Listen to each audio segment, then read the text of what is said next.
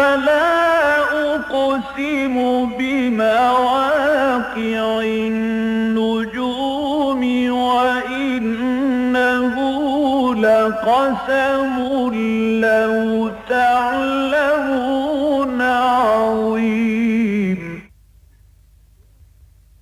إنه لقرآن كريم في كتاب مكنون لا يمسه إلا المطهرون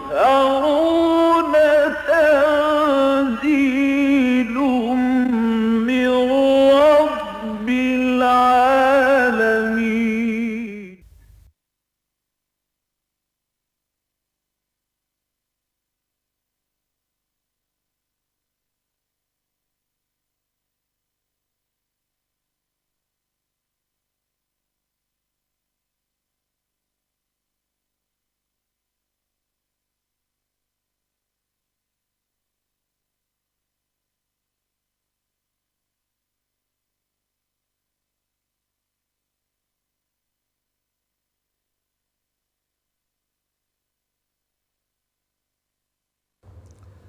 الحمدللہ وکفیٰ والصلاة والسلام علی عبادہ الذین اصطفیٰ خصوصاً علی افضلہم وخاتم النبیین محمد الامین وعلی آلہ وصحبہ اجمعین.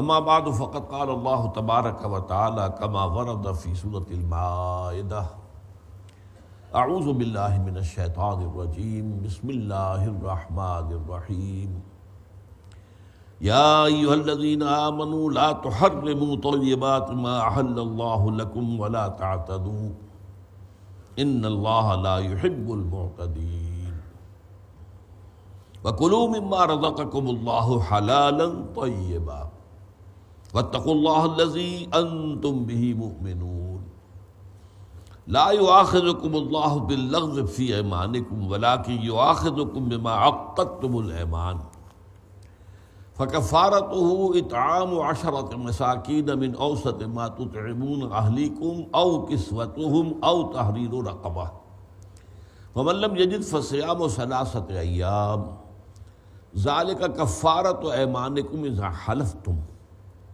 واحفظوا ایمانکم کذلک یبین اللہ لکم آیاتہ لعلکم تشکرون. یا ایھا الذین آمنوا انما الخمر والمیسر والانصاب والازلام رجس من عمل الشیطان فاجتنبوه لعلکم تفلحون. انما يريد الشیطان ان یوقع بینکم العداوۃ والبغضاء فی الخمر والمیسر ویصدکم عن ذکر اللہ وعن الصلاۃ فهل انتم منتہون واطیعوا اللہ واطیعوا الرسول واحذروا فإن تولیتم فاعلموا انما علی رسولنا البلاغ المبین. لیس علی الذین آمنوا وعملوا الصالحات جناح فیما طعموا اذا ما اتقوا وآمنوا وعملوا الصالحات ثم اتقوا وآمنوا ثم اتقوا واحسنوا واللہ يحب المحسنین. صدق اللہ العظیم. رب اشرح لی صدری ویسر لی امری واحلل عقدۃ من لسانی یفقہوا قولی. اللہم ربنا الہمنا رشدنا واعذنا من شرور انفسنا. اللہم ارنا الحق حقا وارزقنا اتباعہ وارنا الباطل باطلا وارزقنا اجتنابہ آمین یا رب العالمین. یا ایھا الذین آمنوا لا تحرموا طیبات ما احل اللہ لکم. اے ایمان والو یا اے ایمان کے دعوے دارو، جیسا کہ بارہا میں نے کہا ہے یہ یا ایھا الذین آمنوا کا جو صیغہ خطاب کا ہے یہ مسلمانوں کے لیے عام ہے، مومنین صادقین کے لیے بھی، منافقین کے لیے بھی. یہ دیکھنا ہوتا ہے سیاق و سباق سے کہ یہاں خطاب کس سے ہو رہا ہے. ظاہر بات ہے یہاں منافقین سے خطاب نہیں ہے، مسلمانوں سے خطاب ہے. یا ایھا الذین آمنوا لا تحرموا طیبات ما احل اللہ لکم، مت حرام ٹھہرا لو ان پاکیزہ چیزوں کو جنہیں اللہ نے تمہارے لیے حلال کیا ہے. ولا تعتدوا، اور حد سے مت بڑھو. ان اللہ لا يحب المعتدین، یقیناً اللہ تعالی حد سے بڑھنے والوں کو پسند نہیں کرتا۔ وَكُلُوا مِمَّا رَزَقَكُمُ اللَّهُ حَلَالًا طَيِّبًا، اور کھاؤ ان چیزوں میں سے جو اللہ نے تمہیں دی ہیں، حلال اور طیب، پاکیزہ۔ وَاتَّقُوا اللَّهَ الَّذِي أَنتُم بِهِ مُؤْمِنُونَ، اور اس اللہ کا تقوی اختیار کیے رکھو جس پر تم ایمان کے مدعی ہو یا جس پر تم ایمان رکھتے ہو۔ ان آیات مبارکہ میں یہ جو کہا جا رہا ہے کہ اللہ کی حلال چیزوں کو حرام نہ ٹھہراؤ، اس میں روح سخن کس طرف ہے؟ یہ دنیا کی تاریخ میں آپ کو ملے گی ایک بات مشترک، تاریخ مذاہب یا تاریخ ادیان میں، کہ اکثر جگہ پر دینداری اور تقوی اور زہد کا تقاضا یہ سمجھا جاتا ہے کہ دنیا میں جو لذیذ چیزیں ہیں، جو پسندیدہ چیزیں ہیں، ذائقے والی چیزیں ہیں، یا یہ کہ اچھا لباس ہے، یہ زہد اور تقوی کے منافی ہے۔ لہذا وہ لوگ کہ جو چاہتے ہیں تقرب اللہ اور اللہ کا قرب حاصل کرنا اور روحانی ترقی اور ترفع حاصل کرنا، انہیں ان سے کنارہ کشی کرنی لازم ہے۔ اسی طریقے سے ظاہر بات ہے کہ نفس کو جو چیزیں لذیذ معلوم ہوتی ہیں ان میں ایک جنسی معاملہ بھی ہے، لہذا اس قسم کے جو فکر ہے اس میں یہ بات بھی واضح طور پر سامنے آ گئی کہ شادی کرنا اور گھر گھرستی کرنا یہ بھی غلط ہے، اس لیے کہ اس میں تو بلکہ اضافی طور پر یہ بات موجود ہے، عقلاً موجود ہے۔ پہلی بات میں تو صرف یہ ہے کہ آپ کا اپنا فیصلہ ہے، اور کوئی چیز جو ہے اگر آپ نے لذیذ دنیاوی شے جو ترک کر دی ہے تو اس کا کوئی اور نقصان کسی کو اور کو نہیں پہنچے گا۔ لیکن یہ دوسرا معاملہ تو اس درجے خطرناک ہے کہ اگر آپ شادی بیاہ نہیں کرتے ہیں تو اس کا نتیجہ کیا نکلے گا کہ آپ کے اندر جو جذبہ ہے، جذبہ شہوت ہے، وہ تو بہت قوی ہے۔ میں نے بارہا کہا درس کے دوران کہ میں تسلیم کرتا ہوں کہ فرائڈ اس اعتبار سے بہت بڑا ماہر نفسیات ہے کہ اس نے اس جذبے کو پن پوائنٹ کیا ہے، اگرچہ اس نے اس میں مبالغہ کیا، ہمارے نزدیک وہ حد سے بڑھ گیا ہے۔ اس کے نزدیک سب سے بڑا موٹیو جو ہے انسان میں وہ سیکس کا ہے، وہ جنسی جذبہ۔ یہ بات غلط ہے، لیکن اس میں کوئی شک نہیں کہ بہت پوٹنٹ موٹیو ہے، اس میں کوئی شک نہیں ہے، یہ بات بالکل اس نے صحیح سمجھی۔ تو یہ پوٹنٹ موٹیو جو ہے اگر آپ اس کے اوپر صحیح راستہ بند کر دیں گے تو وہ غلط راستے کی طرف مڑ جائے گا۔ جیسے کہ دریا کا بہاؤ ہے، آپ نے اس کے آگے رکاوٹ ڈال دی ہے، پانی کو راستہ نہیں مل رہا ہے، وہ اپنا ادھر یا ادھر راستہ نکال لے گا، اسے تو جانا ہے، راستہ تو اس نے نکال لینا ہے۔ یہ چیز جو ہے مذاہب کی دنیا میں عام ہے، اور اس چیز کا رجحان بعض صحابہ کرام کے اندر بھی پایا گیا۔ ظاہر بات ہے کہ وہ جو چیزیں انسانی خلقت میں یا سرشت کے اندر ہیں موجود، ان میں تو صحابہ کرام کے اندر بھی وہ چیزیں موجود تھیں، یہ بات ان کے سامنے بھی آئی۔ اور یہ شادی بیاہ کے معاملے میں کہہ رہا تھا کہ وہ عقلاً بھی یہ بات جو ہے اس میں اضافی طور پر ہے کہ آپ اگر ان جھمیلوں میں پڑ جائیں گے تو ظاہر بات ہے کہ بیوی بچوں کی خبر گیری کرنی ہے، ان کے لیے معاش کا انتظام کرنا ہے، دن بھر کی وہ بھاگ دوڑ ہے، تو اس میں واقعتاً شک نہیں ہے کہ پھر اللہ سے لو لگانے کا وہ حق ادا نہیں ہو سکتا کہ جو آدمی مجرد ہو تو ادا کر سکتا ہے۔ تو یہ بات عقلی طور پر جو ہے وہ درست ہے۔ بہرحال لیکن اس کو شریعت کے اندر حرام کیا گیا، لا رہبانیت فی الاسلام، اور خاص طور پر اسی لیے آپ نے نکاح کے خطبے میں وہ حدیث ہمیشہ سنی ہوگی، النکاح من سنتی، نکاح جو ہے میری سنت ہے، میرا طریقہ ہے۔ اور اس میں جیسا کہ میں عرض کر رہا تھا کہ بعض صحابہ میں بھی یہ رجحان تھا تکشف کا، اور یوں سمجھیے کہ نیکی کا یہ جذبہ جو ہے یہ حد اعتدال سے تجاوز کر رہا تھا۔ حضرت عبداللہ ابن عمرو بن العاص رضی اللہ تعالی عنہما ایک ایسے صحابی ہیں، ایک اعتبار سے بڑا کنٹراسٹ ہے، ان کے والد عمرو بن العاص جو ہے رضی اللہ تعالی عنہ وہ بڑے سیاستدان تھے، مرد میدان تھے، اور وہ واقعہ یہ ہے کہ ان اجتماعی معاملات کے اندر بڑا فیصلہ کن کردار ادا کرنے والی شخصیت تھے۔ ان کے برعکس بیٹا جو ہے وہ نہایت زاہد و عابد اور دنیا سے کوئی سروکار نہ رکھنے والا، ان پر غلبہ تھا بہت زیادہ اسی مذہبی جذبے کا۔ ان کے بارے میں حضور کو خبر دی گئی کہ وہ تو ساری رات نماز پڑھتے ہیں اور ہر روز روزہ رکھتے ہیں، انہیں اپنے اہل خانہ سے کوئی سروکار ہے ہی نہیں، بیوی سے کوئی تعلق ہی نہیں۔ تو حضور نے طلب فرمایا اور یوں سمجھیے کہ ایک طرح کی ڈانٹ پلائی، یا عبداللہ اولم اخبر انک تصوم الدہر وتقوم اللیل، مجھے یہ خبر نہیں پہنچائی گئی، یعنی یہ ایک سوالیہ انداز میں، اولم اخبر مجھے یہ خبر نہیں دی گئی، یعنی دی گئی ہے کہ تم تو ساری رات نماز پڑھتے ہو، ہر روز روزہ رکھتے ہو۔ اب کیا کرتے ہیں حضور کے سامنے جو ہے وہ کوئی بات بنانی، کوئی جو ہے سخن سازی، جھوٹ کا تو سوال نہیں، سخن سازی بھی نہیں ہو سکتی تھی۔ تو عرض کیا بھلا یا رسول اللہ ایسا تو ہے، فرمایا لا تفعل، ہرگز ایسا مت کرو، فإن لنفسك عليك حقا وإن لزوجك عليك حقا وإن لزورك عليك حقا، تمہارے نفس کا بھی تم پر حق ہے، اور تمہاری بیوی کا بھی تم پر حق ہے، اور تمہارے ملنے والوں کا بھی تم پر حق ہے جو تم سے ملاقات کے لیے آئے۔ اس حوالے سے یہ رویہ ہے تمہارا، یہ درست نہیں ہے۔ اسی طرح کا معاملہ ہوا، 3 صحابہ نے آپس میں کچھ گفتگو کر کے معلوم کرنا چاہا ازواج مطہرات سے کہ حضور مہینے میں کتنے روزے رکھتے ہیں نفلی، اور رات کو کتنی دیر نماز پڑھتے ہیں۔ تو ازواج مطہرات نے بات صاف کر دی، حضور کی زندگی کھلی کتاب تھی، اس میں کوئی چھپانے والی بات تھی نہیں، تو انہوں نے بتا دیا۔ اس عبادت کو انہوں نے کم سمجھا، لیکن اب ظاہر بات ہے کہ حضور کا معاملہ تھا، ان کے بارے میں تو یہ کہہ کر اپنے دل کو مطمئن کر لیا کہ نبی اکرم صلی اللہ علیہ وسلم تو معصوم ہیں، گناہ کا صدور ہو ہی نہیں سکتا، تو ان کے لیے تو اتنی عبادت جو ہے، جتنی دیر آپ نماز پڑھتے ہیں رات کو تہجد کی، یا جتنے روزے آپ مہینے میں رکھتے ہیں، ان کے لیے تو کفایت کرتے ہیں، ہمارے لیے کافی نہیں ہے۔ ہم تو گناہ گار لوگ ہیں، ہم تو ہر طرح کے فتنوں کی زد میں ہر وقت ہیں۔ لہذا ایک شخص نے طے کیا میں روزانہ رکھوں گا، کبھی داغا نہیں کروں۔ دوسرے نے کہا کہ میں پوری رات نماز میں کھڑا رہوں گا۔ تیسرے نے کہا میں کوئی شادی بیاہ نہیں کروں گا۔ حضور کو اطلاع ہو گئی، تینوں کو طلب فرمایا، اور آپ نے فرمایا اب یہاں بھی زجر کا انداز ہے، ڈانٹ کا انداز ہے، کیا تم لوگوں نے یہ کہا ہے؟ انہوں نے کہا جی ہاں یہ کہا تو ہے ہم نے۔ فرمایا یہ قطعاً غلط ہے، من رغب عن سنتی فلیس منی، دیکھو میرا طریقہ کیا ہے، میں رات کو سوتا بھی ہوں، آرام کرتا ہوں، میں اپنے نفس کو جسم کو اس کا حق ادا کرتا ہوں، ہاں نماز بھی پڑھتا ہوں، جاگتا بھی ہوں، تہجد بھی پڑھتا ہوں، روزے نفلی رکھتا بھی ہوں، نہیں بھی رکھتا ہوں۔ تو جس نے اور میں نے شادیاں کی ہیں، متعدد شادیاں کی ہیں، تو جس کو میری سنت پسند نہیں ہوگی اس کا مجھ سے کوئی تعلق نہیں ہو۔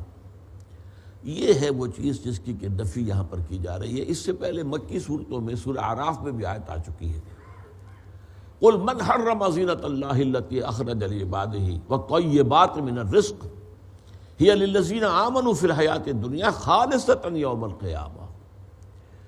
وہاں چونکہ عرب میں یہ رواج تھا، جیسے سادھو ہوتے ننگ دھڑنگ یا چھوٹی سی کو لنگوٹی مانگ لی بس، باقی ننگے، لباس جو ہے گویا کہ تکلف تھا، بلکہ ان کے ہاں تو ایسا بھی تھا کہ بالکل مادرزاد برہنہ ہو کر طواف کرنا خانہ کعبہ کا یہ بہت افضل تھا، کہ انسان جو ہے یہ اضافی جو تکلفات انسان نے اپنے اوپر لاد لیے ہیں، بچہ پیدا ہوتا ہے تو توریاں ہوتا ہے، ننگا ہوتا ہے، اس کا کوئی لباس تو نہیں ہوتا، یہ انسان نے خام خواہ اپنے اوپر تکلفات جو ہے اوڑھ لیے ہیں، تو جب اللہ کے گھر کا طواف کیا جائے تو بالکل اسی شکل میں کیا جائے جس شکل میں اس نے ہمیں دنیا میں بھیجا ہے۔ تو اس کی پھر شدت کے ساتھ نفی کی گئی، اے نبی ان سے کہیے، اور یہ کہ جسم کے اوپر جو ہے وہ ریت ملی ہوئی ہے، وہ راکھ ملی ہوئی ہے، من حرم زینۃ اللہ التی اخرج لعبادہ، ان سے پوچھئے کس نے حرام کی ہیں وہ چیزیں جو اللہ نے اپنے بندوں کے لیے زینت کے لیے نکالی۔ یہ لباس زینت ہے، آپ پہنیں ان کو، اس میں یہ کہ اچھا لباس پہننے کی توفیق اللہ دیتا ہے تو پھر اچھا پہنیے۔ غریب آدمی ہے تو جیسا بھی اسے لباس میسر ہے ویسا پہنے گا، لیکن خام خواہ ایک امیر آدمی بھی اپنے آپ کو ظاہر کرے غرباء کے اندر شامل کر کے اور ایسا میلا کچیلا لباس اور جو ہے پھٹا پرانا لباس پہنتا رہے، تو یہ تو کوئی پسندیدہ چیز نہیں ہے، بلکہ فرمایا گیا کہ اللہ چاہتا ہے کہ جو نعمتیں اس نے تمہیں دی ہیں ان کا ظہور تم پر ہو، ان کو چھپاؤ نہیں، ان کو ظاہر کرو۔ یا اما بنعمت ربک فحدث کے اندر اس کے تقاضے میں یہ بھی شامل ہے۔ پھر طیبات من الرزق، اور اللہ نے جو پاکیزہ چیزیں رزق کی اتاری ہے انہیں کس نے حرام کیا ہے؟ ہی للذین آمنوا فی الحیاۃ الدنیا خالصۃ یوم القیامہ، یہ ساری چیزیں تو اہل ایمان ہی کے لیے اللہ نے پیدا کی ہیں، اس دنیا کی زندگی میں بھی، اور قیامت کے دن تو یہ خالصتاً اہل ایمان کے لیے ہو جائیں گے۔ دنیا میں تو پھر بھی وہ فرمایا ہے کہ وہ کلن نمد ہؤلاء و ہؤلاء، ہم ہر ایک کو جو کافر ہو یا مومن ہو مسلم ہو ہم کو دنیا کا ساز و سامان تو دیتے ہیں، لیکن یہ ہے کہ آخرت میں یہ تمام نعمتیں صرف اہل ایمان کے لیے رہ جائیں گی۔ اس میں ایک واقعہ اور نوٹ کر لیجئے کہ اس میں بعض اوقات ایسا ہوتا ہے کہ کوئی بڑی شخصیت محض قسم نہیں کھاتا، مطلب یہ کہ وہ کو حرام نہیں قرار دیتا کسی چیز کو، لیکن کسی سبب سے استعمال کرنے کی قسم کھا لیتا ہے کہ میں استعمال نہیں کروں گا۔ اگر یہ کام کسی نبی نے کیا ہو تو اس میں بہت بڑا فتنہ ہو جاتا ہے کہ امت کہیں یہ سمجھے کہ واقعتاً یہ حرامی تو نہیں، اگر ہمارے رسول اور ہمارے نبی نے اس کا استعمال ترک کر دیا تھا تو شاید حرام ہے۔ یہی مغالطہ لگا یہود کو اونٹ کے گوشت کے بارے میں۔ حضرت یعقوب علیہ السلام کو نقرس یعنی گاؤٹ اس کی تکلیف تھی، جوڑوں کا جو درد ہوتا ہے، اور اس میں اس وقت کے لوگوں کو بھی معلوم تھا کہ یہ بڑا گوشت جو ہے یہ نقصان دہ ہوتا ہے، یہ اس بیماری کو ایگریویٹ کرتا ہے، بڑھاتا ہے، تو وہ اونٹ کا گوشت نہیں کھاتے تھے۔ اب اسے سمجھا یہودیوں نے کہ اونٹ کا گوشت حرام ہے، اور حضور پر اور مسلمانوں پر اعتراض کیا کہ تم لوگ اونٹ کا گوشت کھاتے ہو، حالانکہ یہ تو شریعت موسوی میں حرام ہے۔ اس پر قرآن مجید میں وہ آیت آئی ہے کہ قل فاتو التورات، لاؤ تورات، پڑھو دکھاؤ کہاں اس کو حرام لکھا گیا۔ یہ تو یعقوب نے حرم علی نفسہ ہی اپنے اوپر اس کو حرام ٹھہرا لیا تھا۔ حرام کا لفظ وہاں آیا ہے اس معنی میں کہ نہیں استعمال کرنا۔ یہی معاملہ سورہ تحریم کی پہلی آیت میں آیا ہے، یا ایھا النبی لم تحرم ما احل اللہ لک تبتغی مرضات ازواجک، اے نبی آپ کیوں اپنے اوپر حرام ٹھہرائیں وہ چیز جو اللہ نے اس کا آپ کے لیے حلال کی ہے۔ ایک خاص قسم کا شہد تھا جو حضور کی ازواج میں سے کسی ایک کے پاس ہدیتاً کہیں سے آ گیا۔ جب حضور شام کا وقت جو آپ کا تھا عصر سے مغرب کے مابین آپ ایک راؤنڈ لیا کرتے تھے، تمام ازواج مطہرات کے پاس جاتے تھے تھوڑی تھوڑی دیر، 5-7 منٹ سب کے ساتھ مل کر، پھر مغرب کی نماز ادا کرتے تھے۔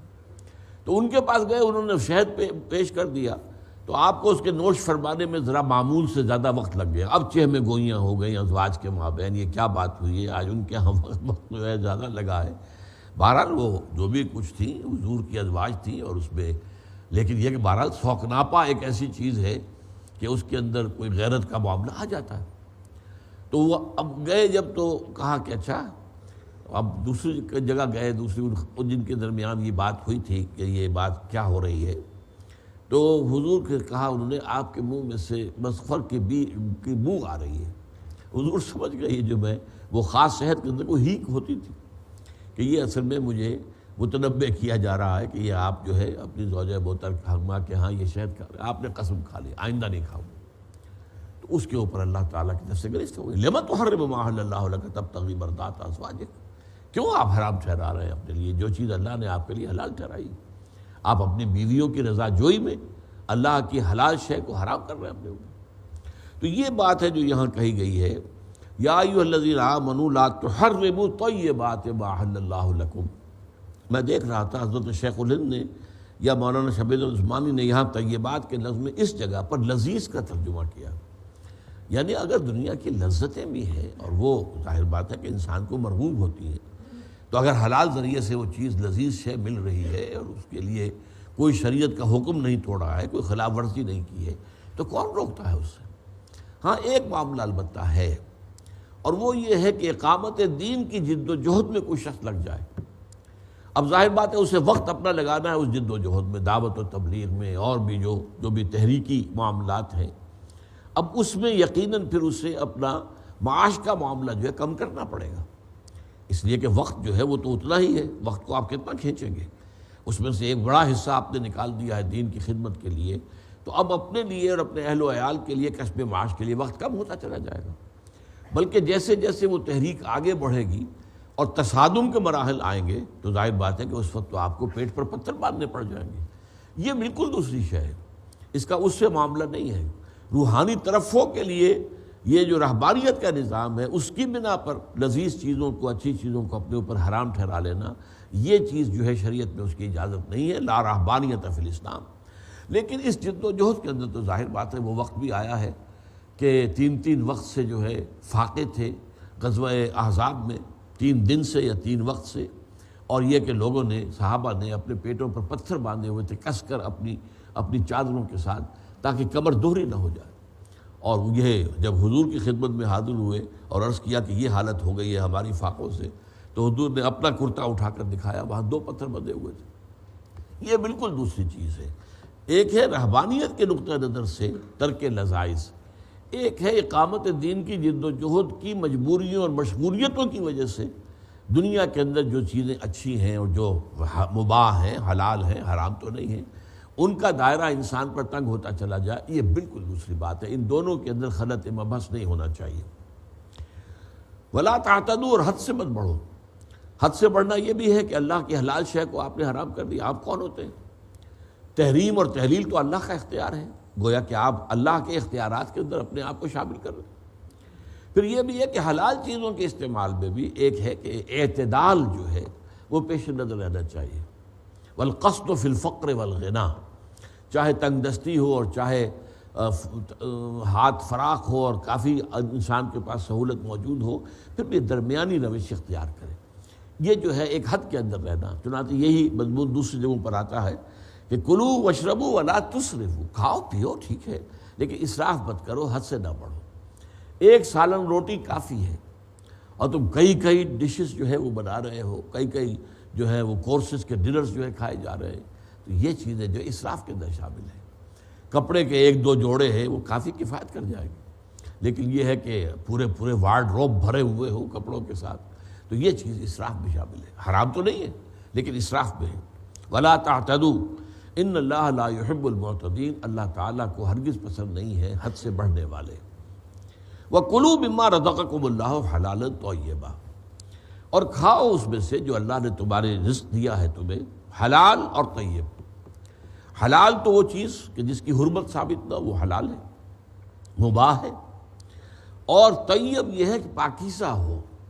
مثلا یہ کہ ایک شے اصلاً تو حلال ہے لیکن فرض کیجئے مس گئی ہے، وہ گل سڑ گئی ہے، اب وہ طیب نہیں رہی ہے، ویسے وہ حرام تو نہیں ہے، لہذا یہاں پر ترجمہ کیا پاکیزہ۔ لفظ ایک ہی ہے لیکن ترجموں کے اندر فرق کیا ہے، وہاں پر ایمفیسائز کرنے کے لیے کہ دنیاوی لذتیں بھی حرام نہیں ہیں، البتہ یہ کہ وہ حلال کے دائرے کے اندر ہو اور وہ واقعتاً آپ کے پاس اس کے لیے گنجائش موجود ہو، اللہ کا حق یعنی اقامت دین کی جد و جہد کے جو تقاضے ہیں ان کو پورا کرتے ہوئے۔ یہاں پر حلالً طیبا، حلال بھی ہو اور پاکیزہ بھی ہو۔ واتقوا اللہ الذی انتم بہ مؤمنون، اور اس اللہ کا تقوی اختیار کیے رکھو جس پر تم ایمان رکھتے ہو یا جس پر تم ایمان کے دعوے دار ہو۔ لا یؤاخذکم اللہ باللغو فی ایمانکم، اب ربط کلام دیکھ لیجئے، کسی نے کسی حلال چیز کے کھانے پر قسم کھا لی، اب یہاں یہ طے ہو رہا ہے کہ تم یہ حرکت مت کرو، اب وہ کیا کرے؟ قسم توڑے، اور قسم توڑنے کے لیے اللہ تعالیٰ نے یہاں پر کفارہ اس کا جو ہے وہ طے کر دیا ہے۔ چنانچہ وہاں بھی سورہ تحریم میں فرمایا گیا قد فرض اللہ لکم تحلۃ ایمانکم، اللہ نے معین کر دیا ہے تمہارے لیے اپنی قسموں کو کھولنے کا راستہ۔ اگر قسم جو ہے آپ نے کھا لی ہے، اب آپ اس کو ختم کرنا چاہتے ہیں، توڑنا چاہتے ہیں، یا جیسے یہ حکم آ گیا ہے اس میں متنبع ہو کر اب آپ اس کو قسم کو توڑنا چاہتے ہیں، تو پھر اس کے لیے کفارہ ہے۔ اس کے ضمن میں پہلا حکم جو ہے وہ سورہ بقرہ کے اندر آ چکا تھا، چنانچہ وہاں پر فرمایا گیا تھا کہ یا ایھا الذین آمنوا لا تجعلوا اللہ عرضۃ لایمانکم ان تبروا وتتقوا وتصلحوا بین الناس واللہ سمیع علیم۔ اے اہل ایمان، اللہ تعالیٰ کے نام کو نشانہ نہ بنا لو اپنی قسموں کے لیے، واللہ باللہ، اللہ کی قسم، اللہ کی قسم، اور خاص طور پر اس چیز سے رک جانے کے لیے قسم کھا لینی کہ تم نیکی کا کام کرو، کوئی بھلائی کا کام کرو، یا تقویٰ کی روش اختیار کرو، یا لوگوں کے مابین اصلاح کرانے کا معاملہ ہے۔ مثلا آپ نے کوشش کی ہے 2 فریقوں کے مابین اصلاح ذات البین کی، لیکن آپ کی سرتوڑ کوشش کے باوجود جو ہے وہ بات نہیں بن رہی، آپ اچھا اب انشاءاللہ خدا کی قسم اب آئندہ میں اس میں دخل نہیں دوں گا، بھائی مت کیجیے ایسا، کیا پتہ ہے کہ آگے آپ کی کوئی کوشش برابر ہو جائے، کیوں قسم کھا رہے ہیں؟ اور خاص طور پر ایک نیک کام سے رکنے کے لیے اللہ کا نام استعمال کرنا ہے۔ لا تجعلوا اللہ عرضۃ لایمانکم ان تبروا وتتقوا وتصلحوا بین الناس واللہ سمیع علیم۔ لا یؤاخذکم اللہ باللغو فی ایمانکم، اللہ تعالیٰ تم سے مواخذہ نہیں کرے گا وہ لغو قسمیں جو تم کھاتے رہتے ہو۔ یہ عرب کی تہذیب کا جز ہے ہمیشہ سے اور آج بھی ہے۔ وہاں تو جملہ شروع ہوتا ہے واللہ باللہ ہے، واللہ واللہ واللہ باللہ، اس کے بغیر کوئی کلام شروع ہی نہیں ہوتا۔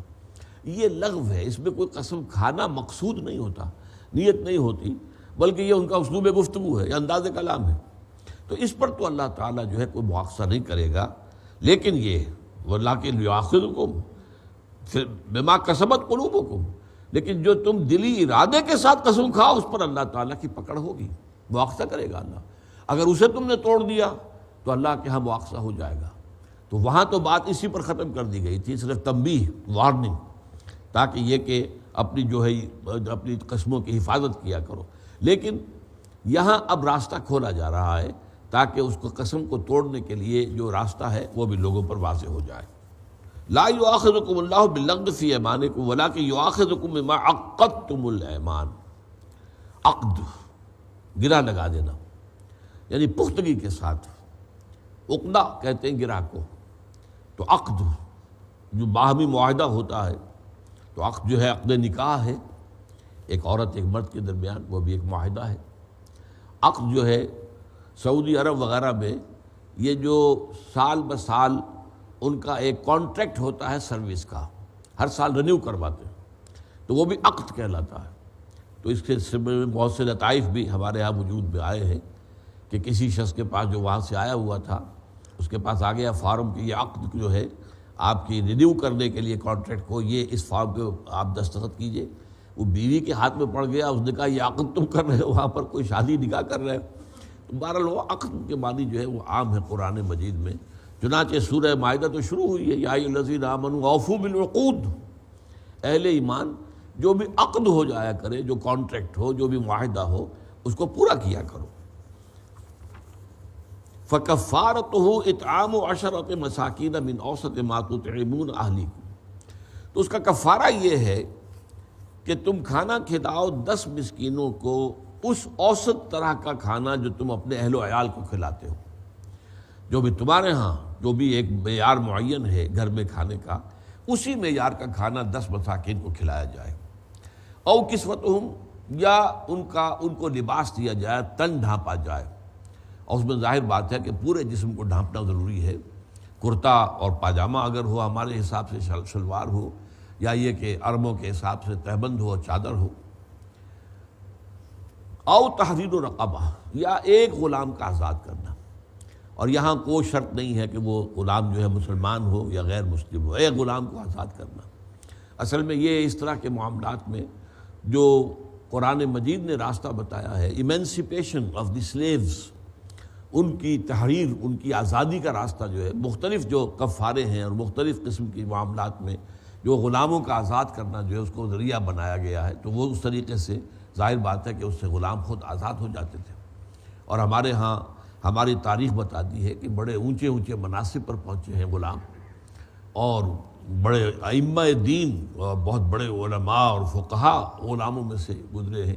یہاں تک کہ ہمارے ہاں تاریخ کا ایک دور وہ آیا ہے کہ سلطنت غلامہ ہندوستان میں تھی، اور مملوک کی جمع ہے، غلام، یہ مصر میں تھے۔ مصر میں بھی حکومت اس وقت ممالک کی تھی، اور یہاں جو ہے خاندان غلامہ تھا۔ فَمَن لَّمْ يَجِدْ فَصِيَامُ ثَلَاثَةِ أَيَّامٍ، اور جو نہ پائے، جس میں یہ مقدرت نہیں ہے کہ وہ 10 مساکین کو کھانا کھلا سکے، یا یہ ہے کہ ایک جو ہے 10 لوگوں کو، 10 مساکین کو وہ لباس دے سکے، یا یہ کہ کسی غلام کو آزاد کر سکے، تو پھر 3 دن کے روزے ہیں، 3 ایام، پے بپے، مطلب یہ کہ ان کے اندر کوئی وقفہ نہیں آنا چاہیے۔ یہ اس کے لیے ہے جس کے اندر مقدرت نہ ہو۔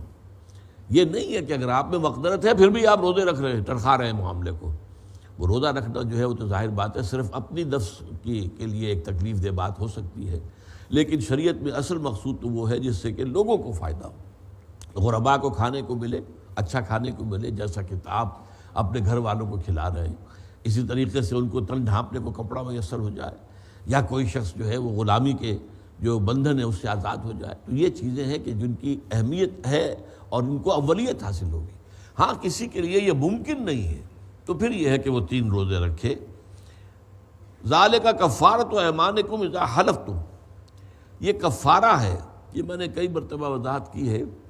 کفر کی اصل معنی ہے ڈھانپ لینا، اسی لیے کفر جو ہے اصطلاحی وہ کیا ہے کہ طبیعت کے اندر، دل کے اندر انسان کے ضمیر میں حق کی طرف بڑھنے کی خواہش پیدا ہوتی ہے، لیکن یہ کہ انسان اس کو روکتا ہے اپنی ضد کی وجہ سے، تعصب کی وجہ سے، تکبر کی وجہ سے، حسد کی وجہ سے، تو یہ کفر ہے۔ چنانچہ دو معنی میں یہ الفاظ تھا، کفروا وکذبوا بآیاتنا، اس کے بعد پھر وہ تکذیب کرتا، نہیں یہ کلام اللہ کا نہیں ہے، حالانکہ دل نے گواہی دی ہے کہ یہ کلام اللہ کا، انسان کا کلام نہیں ہے۔ اور فطرت انسانی جو ہے، وہ روح ربانی جو انسان کے قلب کے اندر ہے، اگر وہ بالکل مری نہیں ہے تو وہ گواہی دیتی ہے اور وہ کہتی ہے کہ ایمان لاؤ، لیکن وہ ضد، ہٹ دھرمی، تعصب اور اس میں تکبر، یہ جب معنی آتے ہیں تو پھر یہ دوہرا کفر ہو جاتا ہے کہ کفر بھی ہوا کہ حق کی گواہی جو اندر سے ابھر رہی تھی اسے دبا دیا، چھپا دیا، اور پھر اگلا اس سے بھی زیادہ یہ ہے کہ انہوں نے پھر جھٹلایا یہ اللہ کا کلام نہیں ہے۔ ذالک کفارۃ ایمانکم اذا حلفتم واحفظوا ایمانکم، اپنے قسموں کی حفاظت کرو۔ قسم کھائی ہے اور اس میں کوئی قباحت نہیں ہے، کوئی شریعت کا حکم ٹوٹتا نہیں ہے، کوئی کسی طرح کا کوئی اندیشہ نہیں ہے، تو پھر قسموں کو پورا کرنا چاہیے۔ واحفظوا ایمانکم، اور یہ کہ اس کی حفاظت بھی کرنی چاہیے کہ خام خواہ کو قسم نہ کھا بیٹھے انسان، اس کے لیے بھی یہ ہے کہ چوکس سے چوکن نہ رہے۔ کذالک یبین اللہ لکم آیاتہ لعلکم تشکرون، اس طریقے سے اللہ تعالیٰ واضح کر رہا ہے تمہارے لیے اپنی آیات کو تاکہ تم شکر کر سکو۔ یعنی جو حکم سورہ بقرہ میں اجمالی آیا تھا، اب یہاں دیکھو اللہ نے اس کی تفصیل کر دی، تبیین کر دی ہے، وضاحت کر دی ہے اس کی، تو اسی طریقے سے اللہ تعالیٰ وضاحت کر دیتا ہے، تبیین کر دیتا ہے، واضح کر دیتا ہے اپنی آیات کو تاکہ تم شکر کرو۔ یا ایھا الذین آمنوا انما الخمر والمیسر والانصاب والازلام رجس من عمل الشیطان فاجتنبوہ لعلکم تفلحون، اے ایمان والو یا اے ایمان کے دعوے دارو، یقیناً شراب اور جوا اور تھان اور پانسے یہ گندے کام ہیں شیطان کے اعمال میں سے، فاجتنبوہ، تو اس سے باز رہو، لعلکم تفلحون، تاکہ تم فلاح پاؤ۔ انما یرید الشیطان ان یوقع بینکم العداوۃ والبغضاء فی الخمر والمیسر، شیطان تو یہی چاہتا ہے کہ تمہارے مابین دشمنی اور بغض پیدا کر دے شراب کے ذریعے اور جوئے کے ذریعے، ویصدکم عن ذکر اللہ، اور تمہیں روکے اللہ کے ذکر سے، وعن الصلاۃ، اور نماز سے، فہل انتم منتہون، تو باز آتے ہو یا نہیں۔ شراب کے ضمن میں، حرمت کے ضمن میں یہ آخری حکم ہے جو بہت زوردار الفاظ میں آیا۔ سب سے پہلے سورہ بقرہ میں آیت آ گئی تھی، یسألونک عن الخمر والمیسر، اے نبی آپ سے یہ پوچھتے ہیں شراب اور جوئے کے بارے میں، قل فیہما اسم کبیر ومنافع للناس واسمہما اکبر من نفعہما، اس میں بہت بڑے گناہ کا پہلو ہے، اگرچہ لوگوں کے لیے کچھ نفع کی بات بھی ہے، فائدے بھی ہیں، لیکن ان کا گناہ ان دونوں چیزوں کا ان کے نفع سے بہت بڑھ کر ہے۔ یہاں بھی بات یہی چھوڑ دی گئی، کوئی حکم نہیں دیا گیا۔ بہت سے لوگوں نے جن کی طبیعت کے اندر شریعت کے اتباع کا جذبہ جو ہے وہ زیادہ قوی تھا، انہوں نے اشارہ سمجھ لیا کہ یہ اس کی حرمت کا معاملہ جو ہے وہ آئے گا اور ابھی سے ہم چھوڑ دیں تو بہتر ہے۔ چنانچہ حضرت عمر کے بارے میں آتا ہے رضی اللہ تعالیٰ عنہ کہ اس آیت کے نزول پر انہوں نے دعا کہ اللہم بین لنا بیانا شافیا، اے اللہ ہمارے لیے بات کو بالکل واضح کر دے، واضح کر دے ہمارے لیے ایسی بات سے کہ جو دل کے اندر سے الجھن کو وہ جو ہے رفع کر دے، شفا بخشے ہمارے احساسات کو۔ چنانچہ یہ بات جو ہے وہ وہیں پہ جیسا کہ میں نے کہا چھوڑ دی گئی۔ پھر اس کے بعد کچھ عرصے کے بعد آیت اتری، لا تقربوا الصلاۃ وانتم سکارى حتی تعلموا ما تقولون، اگر تم نشے کی حالت میں ہو تو نماز کے قریب مت جاؤ یہاں تک کہ تم سمجھ سکو، جان سکو جو کچھ کہ تم کہہ رہے ہو۔ ظاہر بات ہے کہ شراب کے نشے میں تو انسان کا کنٹرول نہیں رہتا، وہ جو ہائر سینٹرز ہیں برین کے، سینٹرل نروس سسٹم کے، وہ تو اس وقت پیرالائز ہو چکے ہوتے ہیں، تو اس وقت انسان کی زبان کیا کہہ رہی ہے اس کا ذہن نہیں سمجھ پائے گا، اور وہ کہنا شاید اپنے ذہن میں کچھ اور چاہ رہا ہو لیکن زبان کچھ اور بک رہی ہوگی۔ تو یہ شکل جو ہے اس کو جب تک کہ یہ کیفیت ہو تو نماز کے قریب مت جاؤ، لا تقربوا الصلاۃ وانتم سکارى۔ یہاں بھی پھر وہی بات پیش آئی کہ ابھی اس میں یہ بات نہیں تھی کہ یہ حرمت قطعی ہے، نماز کے قریب مت جاؤ، لیکن بہرحال کہ میں نے عرض کیا جن لوگوں کے اندر وہ جذبہ قوی تر تھا انہوں نے اب چھوڑ دیا کہ اب تو بہرحال ایک ایسی چیز جو نماز سے روک دینے والی ہو، اور نماز تو الصلاۃ عماد الدین، دین کا ستون ہے، تو اس کو لازماً چھوڑ دینا چاہیے۔ لیکن اس وقت پھر دوبارہ حضرت عمر سے مروی ہے، پھر انہوں نے وہی دعا کی، اللہم بین لنا بیانا شافیا، اے اللہ ہمارے لیے ایک بالکل واضح بات جو ہے وہ بیان فرما دے، اس کی توضیح کر دے، تبیین کر دے۔ اس کے بعد اب یہ آیت ہے۔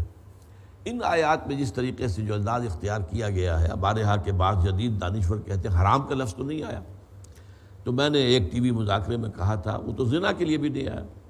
کہاں قرآن میں حرم علیکم الزنا، لا تقربوا الزنا، زنا کے قریب تک نہ پھٹکو۔ اب اس کا کوئی بھی تعویل آدمی کر لے، جہاں زنا ہو رہا ہو وہاں سے ذرا بچ کر جاؤ، وہاں مت جاؤ، یہ معنی ہو سکتے ہیں۔ لیکن یہ کہ اصل میں جو قرآن مجید کا اسلوب بیان ہے وہ بتاتا ہے۔ یہاں جو شدت پیدا ہوئی ہے کہ یقیناً شراب اور جوا، انصاب اصل میں تھانوں کو کہتے تھے، ستھان جہاں پر جا کر قربانی پیش کی جاتی تھی، یا یہ کہ یا تو وہاں پر کوئی بت نصب ہوتا تھا، یا یہ کہ ویسے ہی وہ جگہ جو ہے سمجھی جاتی تھی کہ متبرک ہے، وہاں پر جا کر قربانیاں دی جائیں۔ اور ازلام کہتے تھے تیروں کو، وہ تیروں کے ذریعے سے بھی، یہ بھی ایک طرح کا جوا تھا، جیسے لاٹری ہوتی ہے تو وہ تیروں کے ذریعے سے بھی فال نکالتے تھے اور لاٹری جو ہے اس کا فیصلہ کرتے تھے۔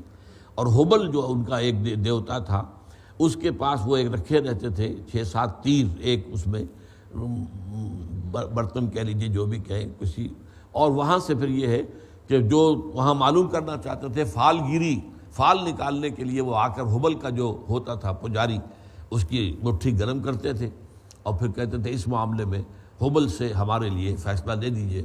پھر وہ تیر نکالتا تھا، تیر پہ مختلف الفاظ لکھے ہوئے، ہاں جائز ہے، ناجائز ہے، یہ ہے وہ ہے، اس کے مطابق فیصلہ کرتے تھے۔ تو یہ بھی گویا کہ ایک طرح کے جوئے کی قسم تھی، لیکن یہ کہ فال گیری والا معاملہ بھی اس میں آ جاتا تھا۔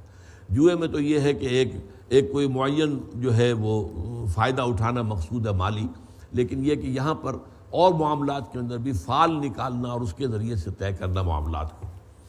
انما الخمر والمیسر والانصاب والازلام رجس من عمل الشیطان، یہ شیطانی اعمال ہیں اور گندے ہیں، ناپاک ہیں، رجس ہیں۔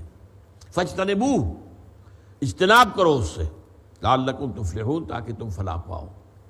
انما یرید الشیطان ان یوقع بینکم العداوۃ والبغضاء، یہ تو شیطان ہے جو چاہتا ہے کہ تمہارے مابین فساد پیدا کرے، لڑائی جھگڑا پیدا کرے اور تمہیں لڑا دے اور تمہارے اندر بغض پیدا کر دے، شراب کے ذریعے سے اور جوئے کے ذریعے سے۔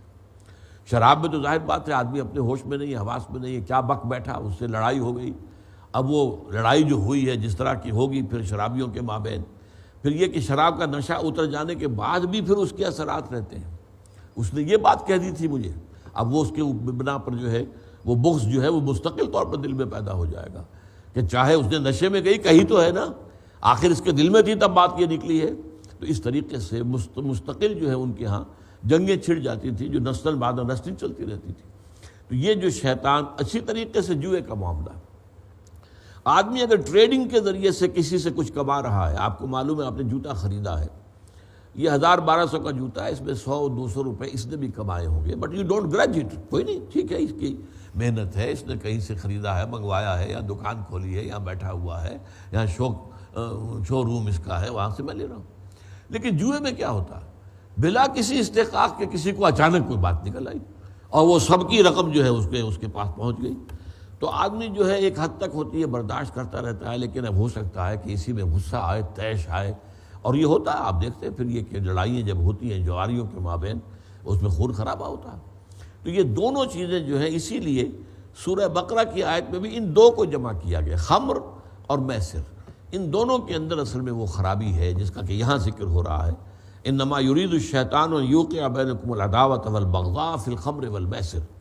اب یہاں پر وہ دوبارہ وہ الفاظ نہیں لائے گئے انصاب اور ازلام، اس لیے کہ انصاب اور ازلام میں کوئی ایسا اندیشہ نہیں ہوتا لڑائی کا، دنگے کا، فساد کا، لیکن یہاں جو معاملہ ہے وہ لڑائی اور دنگے اور فساد اور بغض کا ہے۔ وَيَصُدَّكُمْ عَنْ ذِكْرِ اللَّهِ، اور وہ تو چاہتا ہے تمہیں اللہ کے ذکر سے دور رکھے، روکے رکھے۔ ظاہر بات ہے کہ آدمی شراب کے نشے میں ہے تو نماز پڑھنے سے ویسے ہی حکم دے دیا گیا کہ مت پڑھو، اور ویسے بھی انسان جو ہے نشے کی حالت میں کہاں اسے احساس ہوگا کہ نماز کا وقت آیا ہے اور یا نماز اب پڑھنی چاہیے۔ اسی طریقے سے جوئے کے اندر لگے ہوئے ہیں تو اس کا انہماک اس وقت اتنا ہوتا ہے، ایٹ سٹیک اتنا کچھ ہوتا ہے معاملہ کہ پھر اس کے لیے وہ نماز کے لیے، وہ عن الصلاح، نماز سے روکنے کے لیے اللہ تعالیٰ کے ذکر سے اور نماز سے تمہیں روکے اور تمہارے مابین دشمنی اور بغاوت اور بغض پیدا کر دے۔ فَهَلْ أَنْتُمْ مُنْتَهُونَ، تو تم باز آتے ہو کہ نہیں؟ اب ان الفاظ میں جو شدت ہے، جو زجر اور تنبیہ کا معاملہ ہے، اس میں ایک طرح کی ملامت بھی ہے کہ تمہیں پہلے ہی سمجھ جانا چاہیے تھا۔ جو بھی احکام اس سے پہلے آ گئے تھے، ٹھیک ہے، جنہوں نے پہلے سمجھ لیا ان کے درجات بہت بلند ہیں، جنہوں نے دوسرے مرحلے پر بات جان لی ان کا بھی ایک درجہ اونچا ہے، لیکن اب جو ہے معاملہ یہ آخری ہے، حتمی ہے، یہ فیصلہ کن ہے، اب اس کی حرمت کے بارے میں کسی شک و شبے کی گنجائش نہیں ہے۔ چنانچہ اس ضمن میں جو احادیث آئی ہیں، اصل میں وہ لوگ جو آج کل جدید دانشور جو مثلاً جو ایک صاحب ان میں سے کہتے ہیں کہ شراب پی کر جو ہے مدہوش ہو جانا، بے ہوش ہو جانا یہ حرام ہے، جس کو کہ ویسٹ میں بھی ڈرنکرڈ جن کو کہا جاتا ہے، بے تحاشا پئیں اور اس میں اپنے ہوش و حواس کھو بیٹھیں، لیکن یہ ہے کہ تھوڑی سی پی لینے کے اندر کوئی حرج نہیں ہے۔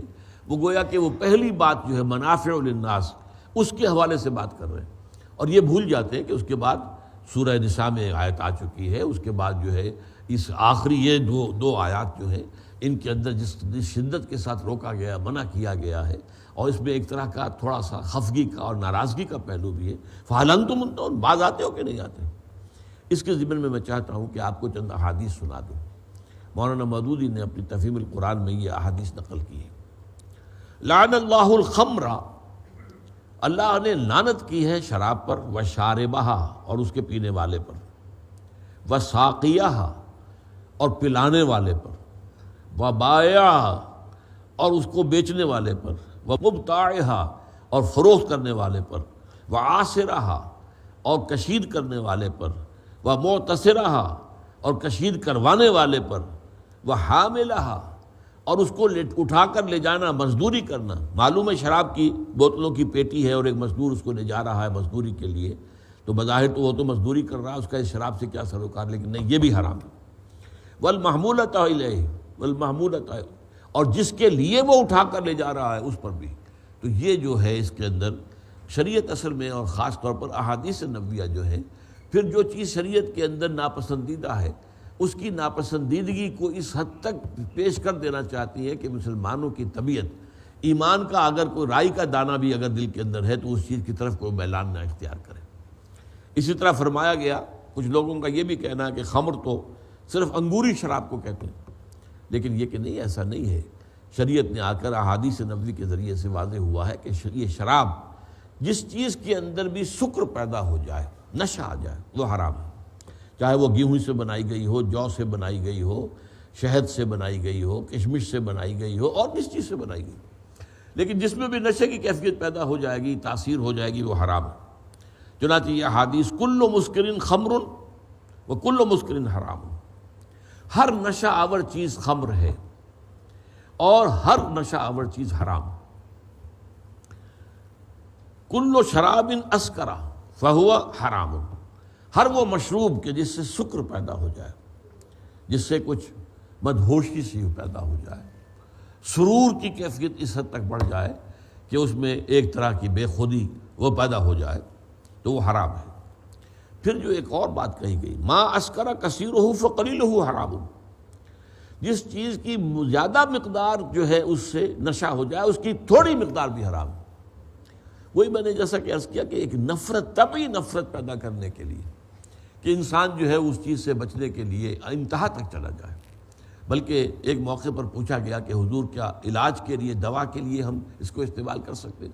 فرمایا نہیں، انہ داء لا دواء، یہ تو داء ہے، بیماری ہے، یہ کوئی دوا نہیں ہے۔ آپ نے روکا ہے اس سے۔ وہ ہمارے ہاں پھر بھی اس کے بعد معروف ہے بات کہ کہیں کسی علاج کے سلسلے میں شراب پی جا سکتی ہے۔ یہ نور الدین زنگی کے صاحبزادے تھے یا صلاح الدین ایوبی کے ولیعہد تھے، ان کے بارے میں تاریخ کا یہ عجیب واقعہ ہے۔ وہ بیمار ہوئے اور اطباء نے کہا کہ اب ان کے لیے لازم ہے شراب پینا۔ انہوں نے کہا کہ یہ چیز تو حرام ہے۔ انہیں ایک مفتی صاحب کا فتویٰ لا کے دے دیا گیا کہ جان بچانے کے لیے جائز ہے۔ ان کا ہو سکتا ہے یہ تو ایک حنفی ہے تو مالکیوں کے نزدیک وہ مالکی فتویٰ بھی آ گیا، اس کے بعد جو ہے حنبلی فتویٰ بھی آ گیا، شافعی فتویٰ بھی آ گیا تمام مفتیوں کے کہ یہ جو ہے جائز ہے۔ اب ان کو چاروں مفتیوں کو بلا لیا اس نے، اس کے تقویٰ کا عالم دیکھیے۔ اس نے پوچھا کہ مجھے یہ بتاؤ، اگر اللہ مجھے شفا نہ دینا چاہے تو شراب سے شفا ہو جائے گی کہ نہیں؟ اور اگر اللہ مجھے شفا دینا چاہے تو کیا شراب کا محتاج ہے وہ؟ کہا نہیں۔ تو کہا اچھا جاؤ، دفع ہو جاؤ، اٹھاؤ اپنے فتوے اور روانہ ہو جاؤ، اور انہوں نے جان دے لی۔ تو حلال اور حرام کا معاملہ جو ہے وہ تو اس طرح جو ہے اس کی پیروی کی جانی چاہیے، اور اس کو اس طریقے سے پکڑ لینا چاہیے۔ عضوا علیہ بالنواجذ، اپنی کچلیوں کے دانتوں کے ذریعے سے، جیسے شکاری جو ہوتے ہیں، جو گوشت خور جو جانور ہوتے ہیں، جو وہ جو ہیں ان کے کچلیاں ہوتی ہیں جن سے کہ مضبوطی سے پکڑتے ہیں۔ انسانوں میں بھی کچلیاں ہیں، چھوٹی ہیں، لیکن وہ جو کچلیاں ہوتی ہیں بہت نمایاں ہوتی ہیں، بھیڑیے کی کچلیاں اور شیر کی کچلیاں۔ اور اسی طریقے سے فرمایا حضور نے انا انہاکم عن کل مسکر، میں تمہیں ہر نشہ آور شے سے روک رہا ہوں۔ اس میں جو ہے سعودی عرب کے علماء جو ہیں، جو سلفی المسلک ہیں، ان کا کہنا یہ ہے کہ سگریٹ نوشی بھی حرام ہے، اس میں بھی ایک سکر ہے۔ التدخین حرام، آپ کو سعودی عرب کے اندر یہ جا بجا یہ سٹیکرز لگیں گے، التدخین اسموکنگ از حرام۔ بہرحال یہ دو آیات جو ہیں قرآن مجید میں تکمیلی آیات ہیں، چنانچہ جو بات شروع ہوئی تھی سورہ بقرہ میں، پھر ذرا آگے بڑھی سورہ نساء میں، وہ سورہ اس مائدہ میں آ کر اپنی تکمیل کو پہنچ گئی۔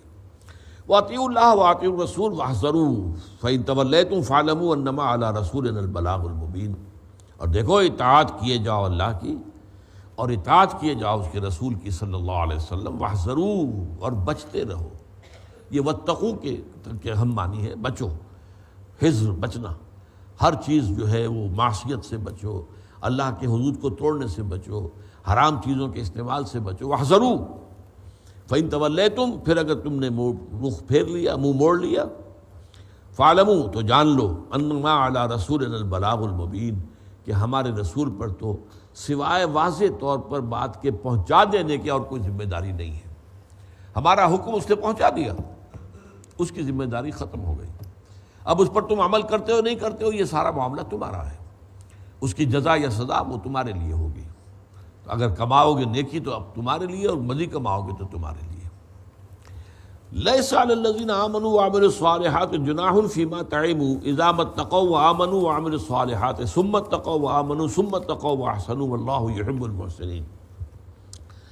یہ آیت جو ہے قرآن مجید کی عظیم ترین آیات میں سے ہے، لیکن افسوس یہ ہے، مجھے اندازہ ہوا، کچھ میں نے دیکھی بعض تفاسیر کہ اس کا حق جو ہے وہ اکثر و بیشتر مفسرین نے ادا نہیں کیا، اس آیت کی جو عظمت متقاضی ہے جس چیز کی۔ چنانچہ پہلے ترجمہ کر لیجئے، لیس علی الذین آمنوا وعملوا الصالحات جناح فیما طعموا، کوئی حرج نہیں ہے ان لوگوں پر جو ایمان لائے اور نیک عمل کرتے رہے ان چیزوں کے بارے میں جو وہ کھا چکے۔ یعنی کسی شے کی حرمت کے اعلان سے پہلے اگر انہوں نے استعمال کیا ہے تو ظاہر بات ہے کہ اس پر کوئی مواخذہ نہیں ہے، کوئی حرج نہیں۔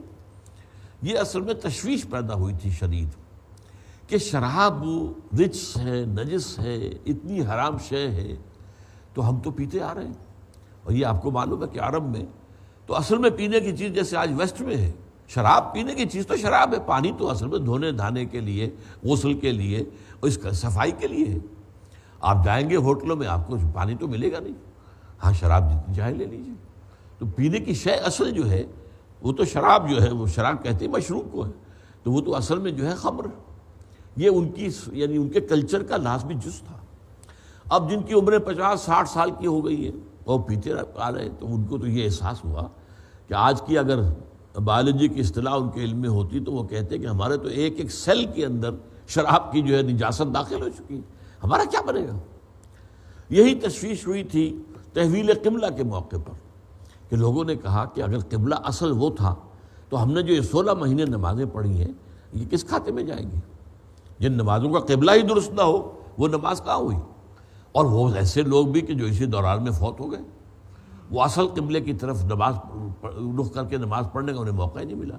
تو یہ تشویش ہے کہ جو ظاہر بات ہے کہ جو جن کا مزاج مذہبی ہے جو اس کے بارے میں غور و فکر کرتے رہتے ہیں ان کے اندر پیدا ہوئی۔ وہاں بھی فرمایا گیا تھا کہ کوئی حرج نہیں اس کے اندر، یہ جو بھی اس سے پہلے ہو چکا، جن کو جب وہ حکم تھا حضور کا تمہیں ملا تھا کہ تم شمال کی طرف بیت المقدس کی طرف رخ کر کے نماز پڑھو، تب اس وقت وہ نیکی تھی، اور اب اگر جنوب کی طرف کا حکم آ گیا ہے فَوَلُّوا وُجُوهَكُمْ شَطْرَ الْمَسْجِدِ الْحَرَامِ، تو اب ادھر رخ کر لو، تو وہ بھی کوئی حرام نہیں تھا، یہ بھی حرام نہیں۔ اس اعتبار سے تشویش کو اور یہ کہ اللہ تعالیٰ جو ہے وہ تمہارے ایمانوں کو ضائع کرنے والا نہیں ہے، اسی طریقے سے یہاں پر جو بات پیدا ہوئی تو اس تشویش کو رفع کرنے کے لیے یہ تو اس آیت کا تعلق جڑے گا سابقہ آیات کے ساتھ۔ جو حرمت شراب کا آخری حکم آیا ہے اس سے جو تشویش پیدا ہوئی ہوگی اور بہت سے لوگوں کو ہوئی بالفعل، اس تشویش کو رفع کرنے کے لیے قاعدہ بیان کیا جا رہا ہے کہ جب تک کہ حرمت کا قطعی حکم نہیں آیا، چاہے اشارے آ گئے تھے لیکن یہ کہ اس کو حرام مطلق تو قرار نہیں دیا گیا، لیکن جب تک حرام مطلق ہونے کا فیصلہ نہیں ہوا ہے اور اعلان نہیں ہوا ہے اس وقت تک کا کھایا پیا جو ہے اللہ تعالیٰ کی طرف سے معاف ہے۔ اب یہاں آگے جو ہے وہ 3 درجے بیان ہو رہے ہیں، اور یہ ہے اس کا پہلو وہ کہ جہاں تک تو تعلق ہے اس سابقہ اس کلام کے سیاق و سباق سے، تو یہ بات صحیح ہے کہ اس میں جو ہے اصل معاملہ جو ہے وہ اس شراب کی حرمت سے متعلق ہے، اور وہ بھی چونکہ 3 مراحل میں ہوئی ہے۔ پہلے سورہ بقرہ یسألونک عن الخمر والمیسر قل فیہما اسم کبیر ومنافع للناس واسمہما اکبر من نفعہما، دوسرا مرحلہ آیا لا تقربوا الصلاۃ وانتم سکارى، تیسرا مرحلہ یہ۔ تو ایک لوگوں نے یہی سمجھا ہے کہ یہ سارا پوری آیت جو ہے وہ اسی سے متعلق ہے، اسی لیے یہاں یہ 3 درجے ہو رہے ہیں۔ لیکن قرآن مجید میں آیات میں باہمی ربط جو ہے وہ خود اس کے اندر حکمت کے بہت سے رموز پنہاں ہوتے، اس میں کوئی شک نہیں ہے۔ میں اس کی مثال دیتا رہا ہوں، آپ میں سے بہت سے حضرات کو یاد ہوگی کہ موتی ہے، ہر موتی اپنی جگہ پر حسن کا مرقع ہے، اس کی خوبی ہے، اس کی خوبصورتی ہے، لیکن جب انہیں ایک خاص ترتیب سے ہار میں پرو دیا جائے تو اب ان کا حسن دوبالا ہو جاتا ہے، اس ترتیب سے ان کے حسن کا ایک اور ڈائمنشن سامنے آتا ہے۔ اسی طرح قرآن مجید میں ہر موتی آیت جو ہے حکمت کا ایک موتی ہے، بہت بڑا ہیرا ہے، لیکن ان آیات کے باہمی ربط سے ان کے اندر ایک نیا جو ہے ڈائمنشن اس کی حکمت میں اس کی معنویت میں پیدا ہوتا ہے۔ لیکن اس کا یہ مطلب نہیں ہے کہ اس آیت کی اپنی جگہ پر جو حسن ہے اس کو نظر انداز کر دیا جائے۔ اس آیت میں اصل میں 3 درجے بیان ہو رہے ہیں۔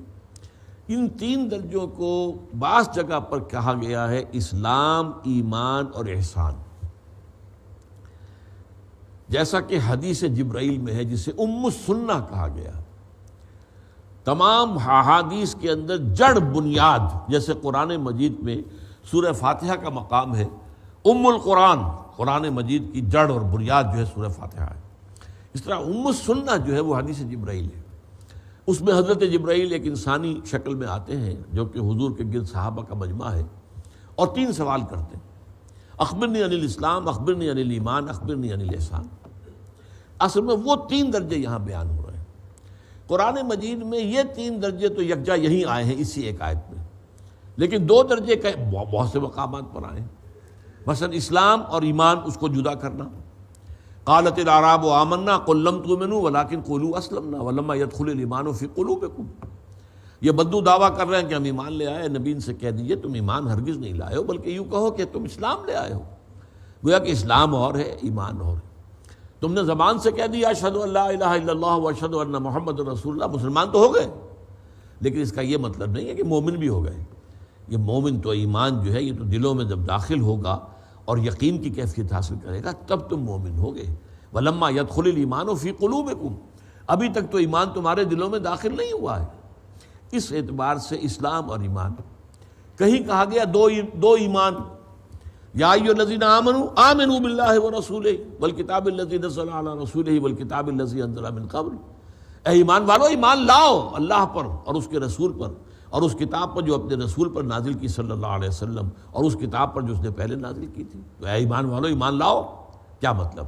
ایک ایمان وہ قانونی ایمان تھا جس پر اسلام کی بنیاد ہے، اور ایک ایمان حقیقی ایمان ہے جو قلب میں یقین کی شکل اختیار کر لے۔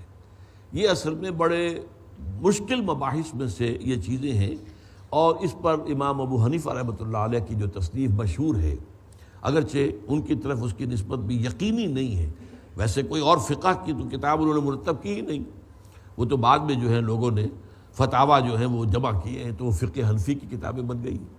لیکن یہ کہ یہ کہتے ہیں کہ ان کی کتاب ہے الفقہ الاکبر، ان میں انہی موضوعات پر گفتگو کی گئی ہے، اس لیے کہ بعض احادیث ایسی ہیں جن میں ایمان کی بنا، اعمال کی بنا پر، گناہ کی بنیاد پر ایمان کی نفی ہو جاتی ہے۔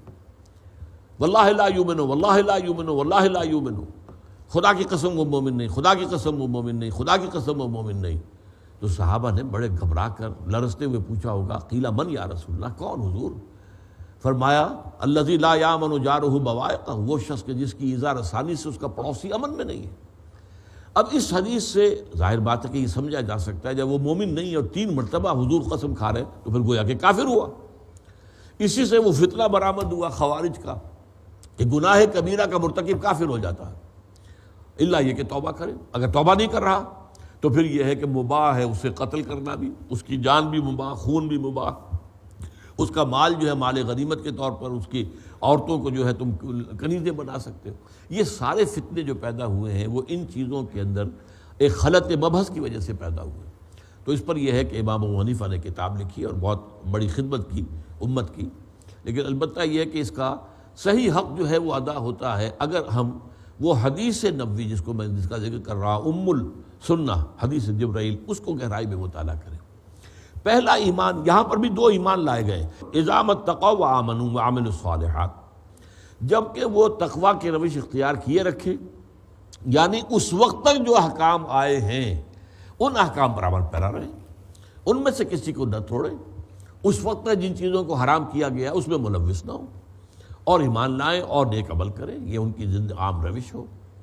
ثم اتقوا وآمنوا، پھر مزید تقوی اختیار کریں اور درجہ اوپر کے تک بڑھیں اور وہ ایمان لائیں۔ اب یہاں ایمان جو ہے وہ ایمان قلبی کے معنی میں، پہلا ایمان اقرار باللسان کے معنی میں، وہ اسلام کا درجہ ہے، شہادت کی بنیاد پر ہے، وہ شہادت اللہ الہ الا اللہ وان محمد رسول اللہ صلی اللہ علیہ وسلم۔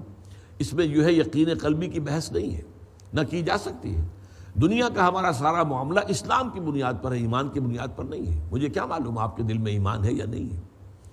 آپ ہو سکتا ہے ہمارے ہاں کوئی شخص جو ہے کوئی ہندو بھیس بدل کے آیا ہو اور اس نے اپنی شکل بھی شرعی بنائی ہو، داڑھی بھی رکھی ہو، ختنہ بھی کرائی ہو، جاسوسی کے لیے آیا ہوا ہے۔ چنانچہ ایسی خبریں ملتی رہی تھی، آپ کے علم میں ہوگا کہ ہمارے جو یہ سرحدی دیہات ہیں سیالکوٹ کے علاقے میں، یہاں کوئی ہندو جاسوس آیا ہے انڈین، اور وہ امام مسجد رہا کئی سال تک ایک گاؤں کے اندر۔ وہ تو بعد میں جب ہے اس کو پکڑا گیا ہے اور ٹرانسمیٹر وغیرہ اس کے حجرے سے برآمد ہوئے تو معلوم ہوا کہ یہ کم وقت تو جاسوس تھا، ہندو تھا۔ تو اس اعتبار سے ہمیں نہیں معلوم کسی کے دل میں کیا ہے، اسی لیے کسی کو ہم منافق قرار نہیں دے سکتے، یہ معاملہ بھی اللہ کے علم میں ہے۔ حضور صلی اللہ علیہ وسلم کے علم میں ہوتا تھا بنائے وحی، ہم میں سے کوئی شخص جو ہے اس کا مختار نہیں ہے، اسے اس کا اختیار نہیں ہے کہ وہ کسی کو منافق قرار دے۔ تو ایک ایمان ہے قانونی ایمان، اور اس سطح پر عمل صالح جو ہے ایک علیحدہ اینٹیٹی ہے، علیحدہ مستقل اینٹیٹی ہے۔